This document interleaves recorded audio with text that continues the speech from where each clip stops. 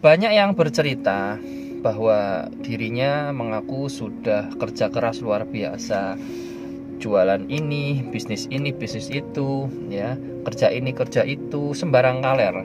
Dan juga sudah doa, zikir, amalan, mencari guru spiritual, mencari ustadz, mencari kiai, zikir A, B, C, D dan sebagainya. Tetapi kenapa belum berhasil? Ya, malah hutang makin numpuk, hutang riba makin payah, makin besar, masalah makin waduh sembarang kalir lah. Sampai akhirnya putus asa, kemudian bahkan ada yang mau bunuh diri, nauzubillah. Nah, Bapak Ibu dan teman-teman, di video ini tidak bermaksud menggurui, mengajari, tidak.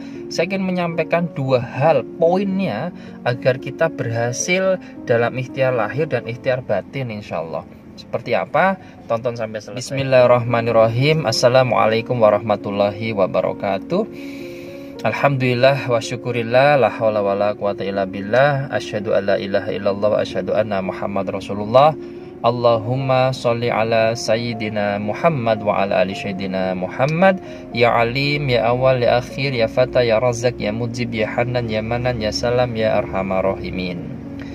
Bapak Ibu yang lapang hatinya, lapang rezekinya, yang istiqomah dalam kebaikan dan perbaikan, yang kehidupannya semakin kuat, sehat, kaya raya, bahagia, banyak duit, banyak uang, berkelimpahan, sejahtera dan mulia, dan yang segala harapan, hajat, cita-cita, bahkan impiannya hadir dalam hidup panjenengan dengan cara yang mudah, menyenangkan, membahagiakan, ajaib, bahkan atas kuasa, izin dan ridho Allah Subhanahu wa Ta'ala. Amin ya karim. Bapak Ibu, ngapunten nggih, saya tidak bermaksud menggurui atau mengajari panjenengan, tidak, hanya sekedar berbagi saja ya, berdasarkan pengalaman pribadi, juga pengalaman dari Bapak Ibu dan teman-teman yang mengikuti program bimbingan MKSO. MKSO itu apa? MKSO itu mekanisme kuantum sukses otomatis. Sederhananya adalah kita belajar ya, kita ikhtiar ya, kita kembali kepada programnya Gusti Allah, yakni program takwa. Dasarnya apa? Quran surah At-Tolak ayat 2 dan 3. Ya, dalam ketakwaan pasti ada rezeki, ada jalan keluar dari area yang tidak disangka-sangka. Kita ini banyak masalah, banyak dosa, rezeki syarat dan sebagainya karena kita keluar dari program itu, program takwa. Maka ayo kita kembali ke program takwa itu. Nah, Bapak Ibu, jadi banyak yang kemudian menghubungi, menceritakan bahwasanya dirinya sudah ikhtiar lahir, ikhtiar batin, sembarang kaler wis. Tetapi kenapa tidak berhasil? Belum berhasil, Masya Allah. Nah, setelah ya perjalanan cukup panjang Bapak Ibu, di saya pribadi juga ternyata saya cocok-cocokin, teman-teman yang lain juga merasakan sebenarnya. Artinya bahwa semua itu ada polanya Bapak Ibu, ada polanya. Nah, saya ingin menyampaikan dua hal ya, yang ini menjadi kunci berhasilnya kita dalam ikhtiar lahir dan juga ikhtiar batin ya. Jadi tolong yang panjenengan merasa sudah kerja keras luar biasa ikhtiar lahir ya, tapi belum berhasil, dan juga yang sudah ikhtiar batin dengan doa, zikir, amalan ya, baca beribu-ribu tapi belum berhasil, pahami dua hal ini. Yang pertama adalah kenapa belum berhasil? Karena masih ada kemelekatan ya. Kemelekatan ini keinginan yang puncak Bapak Ibu ya. Jadi kalau panjenengan ngotot bercerita tentang masalah ya, curhat tentang masalah, ngeluh tentang masalah, cek semangatnya, berarti hati, jiwa, pikiran jenengan melekat pada masalah tersebut ya. Panjenengan mobilnya atau motornya kegores ya. Nah, kemudian marah ya, itu berarti hati, jiwa, pikiran melekat pada barang tersebut.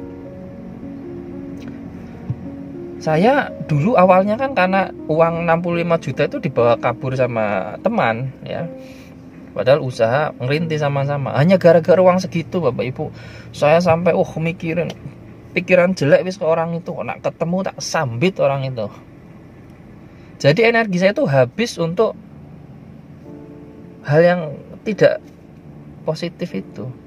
Nah, berarti apa? Hati, jiwa, pikiran saya melekat di situ. Padahal Allah itu mau ngasih rezeki lain yang lebih gede dari itu loh, kalau kita mau berpikir mendalam. Padahal selama ini ya baik-baik saja, artinya ya makan ya cukup, tetap ada saja, walaupun uang dibawa kabur sama orang ya. Bukan piutang, dibawa kabur. Nah, itulah kemelekatan itu, Bapak Ibu, ya. Kita menginginkan sesuatu, ya, kemudian ketika tidak tercapai, ya, kita sakit hati, kita kecewa, berarti kita melekat. Terus yang benar gimana?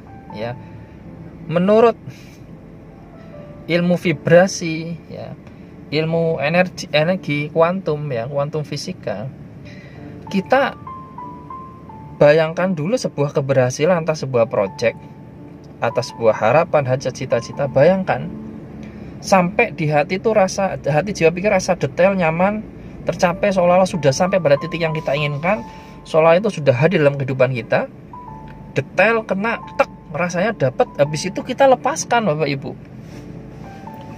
Perumpamanya sering saya bilang begini, anak kecil ya, kita punya anak, ya, anak kita itu minta dibelikan sepeda lah, anggap saja seperti itu. Misalkan anak kecil nih, baru SD, minta dibeli sepeda, kira-kira dibelikan enggak? Ya, enggak toh. Apakah itu kita tidak sayang sama anak kita? Bukan, karena kan belum wayahnya anak SD naik sepeda, mengendarai sepeda motor. Naik lagi, kemudian sudah SMP, SMA lah, minta lagi, Pak, Bu, beli sepeda. Adik pengennya beli sepeda, misalkan merek A, seperti itu, ya. Kemudian dia ngotot di situ. Sebenarnya kita sebagai orang tua tahu bahwa merek A ini nanti nggak bagus untuk kedepannya, untuk ini bahaya untuk kesehatan jiwanya, keselamatannya. Nah, akhirnya nggak dikasih lah, karena ngotot di situ. Tapi andai si anak ini kemudian tidak melekat pada merek itu, bilang begini, Pak, Bu, aku butuh sepeda motor, pengennya sih merek A, yang begini spesifik. Karena dia jelaskan alasannya kenapa merek A, ya. Kemudian pada sesi akhirnya narasi doanya, permintaannya kepada orang tua, tapi bapak ibu yang lebih paham. Adik kan cuma nyampaikan, cuma ngasih tahu kenapa adik pengennya motor yang A, tapi semua terserah ibu sama bapak lah itu. Kira-kira kalau anak kita ngomong gitu gimana Bapak Ibu dan teman-teman? Ya. Tahu lah ya pastinya. Sama, kita ini sering ngotot dan maksa. Narasi doanya ngotot dan maksa. Ngotot boleh, maksa jangan, Bapak Ibu. Ya Allah, orang itu bawa uang saya, didoain jelek, berarti melekat di situ. Doa yang apapun doa itu jelek baik itu akan kembali kepada yang mendoakan. Tapi coba dibalik, paradoks ya. Ini yang nagih hutang misalkan ya. Ya Allah, ampuni dosa si fulan, buka pintu rezekinya seluas-luasnya, mudahkan urusannya denganku, terlebih khusus masalah utang piutang. Kemudian dalam meditasi dan telepati malam hari misalkan panjangan seolah-olah ngobrol dengan orang itu. Mas, nah misalkan namanya Mas Fulan. Mas Fulan, terima kasih ya, panjenengan itu koyo baik sama saya, cek amanahnya, Masya Allah, keluarga panjenengan itu guyub rukun ya, kita sudah nyampaikan hal-hal yang baik saja. Percaya atau tidak, di sana kesetrum Bapak Ibu. Tapi sebaliknya kita mangkel-mangkel, waduh Pak ya. Nah ini tentang kemelekatan ya, mudah-mudahan bisa dipahami. Kedua, apa yang menyebabkan kita belum berhasil? Kita ada pada vibrasi kekurangan, bukan vibrasi berkelimpahan. Vibrasi kekurangan itu ciri-cirinya apa sih? Ya dia mengeluh, fokus pada keluhan, energinya habis untuk mengeluh. Ya, kemudian apa? Berbagi itu berat. Karena kalau aku berbagi nanti aku gimana gitu. Seharusnya pada poin MGSO keempat kan, pola yang keempat ya. Apapun kondisinya, berbagilah. Berbagi bisa dengan tenaga, dengan pikiran, dengan harta, minimal senyum. Ketemu orang itu enak. Pagi, Mas Bagio, sehat-sehat Mas ya. Itu juga sudah berbagi. Pagi Bude, sehat Bude. masa itu juga sudah berbagi. Pelan-pelan dari yang kecil ditingkatkan. Ini untuk mengkikis apa? Mengkikis ya kemelekatan tadi juga untuk mengkikis kita yang serakah, kita yang takut, kita yang khawatir. Jagalah. Begini, banyak sekali Bapak Ibu orang yang dalam proses menagih utang. Dia ngotot sama uang yang dibawa sama temennya, kayak saya dulu. Ya, berarti melekat pada uang itu. Kemudian vibrasinya berarti vibrasi kekurangan dong.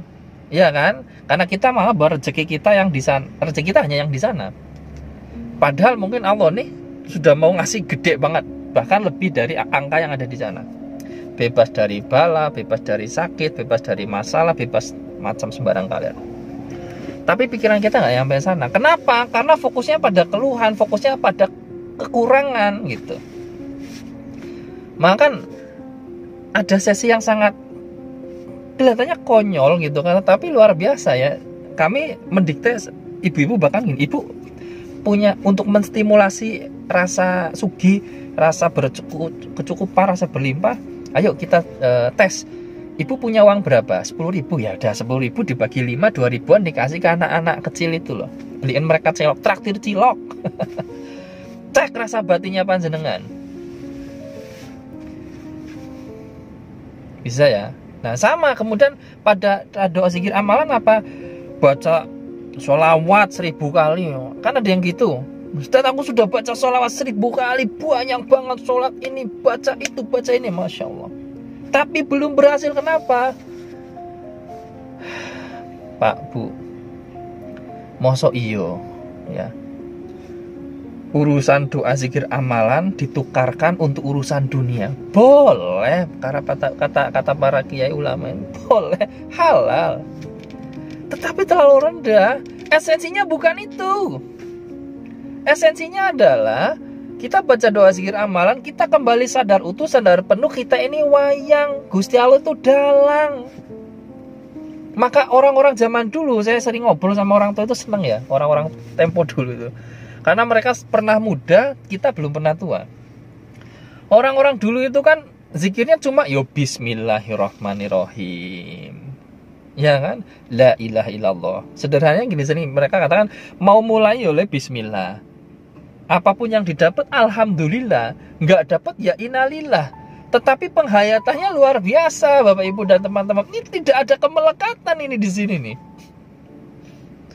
Insyaallah. Memang butuh. Ya Allah ya Rabbi, Masya Allah. Bisa dipahami ya Bapak Ibu dan teman-teman ya. Maka gini, di bimbingan MKSO ini polanya sudah jelas ya. Taubatan nasuha ada 4 variabel penuhi. Kemudian muhasabah ada 4 variabel penuhi.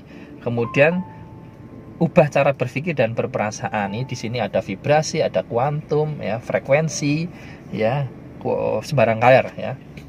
Kemudian yang keempat adalah apapun kondisinya tetap di jalur takwa, berbagi ya, memberikan tabungan ke alam semesta, nanti akan kembali ke kita juga ya, seperti itu.